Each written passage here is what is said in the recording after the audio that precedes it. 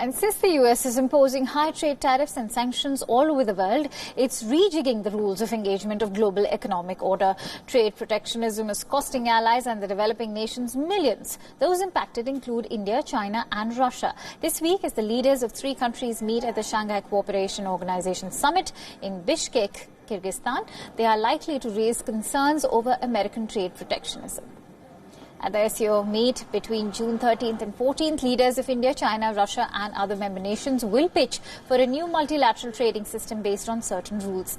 Also on the agenda will be the escalating trade war between the US and China. China is keen to reach out to India and other countries to fill the trading gap created by the US. The SCO members may call on active cooperation and a joint vision for strengthening global trade systems. Prime Minister Modi is expected to hold bilaterals with the Chinese President Xi Jinping and other Central Asian nations on the sidelines of the summit. In May, the Trump administration announced it was ending India's special trade privilege granted to India way back in 1976 for exporting goods to the US duty-free. The US has already imposed several new trade rules on India. That list includes curtailing H-1B visas, sanctions on buying Iranian oil, export of metals from Iran and reducing America's trade deficit vis-a-vis India.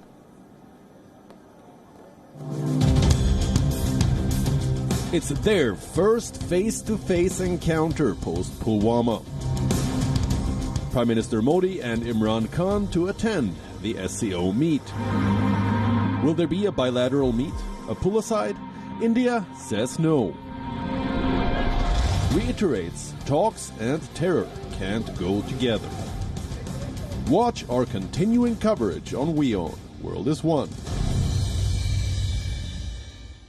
Shifting focus back to India, in his first meeting with government secretaries after coming back to power for the second term, Indian Prime Minister Narendra Modi said that the credit for pro-incumbency went to the officials. Prime Minister Modi said that the massive mandate that he received in the recent Lok Sabha polls reflected the will and aspirations of the people who wanted to seek a better life. Modi also said that all ministries must focus on steps to improve ease of living. Prime Minister Modi is likely to set the agenda for the bureaucracy for the next 5 years in the high-profile meeting. Modi held a similar meeting with government officials back in 2014 when he took the office of the Prime Minister for the first time.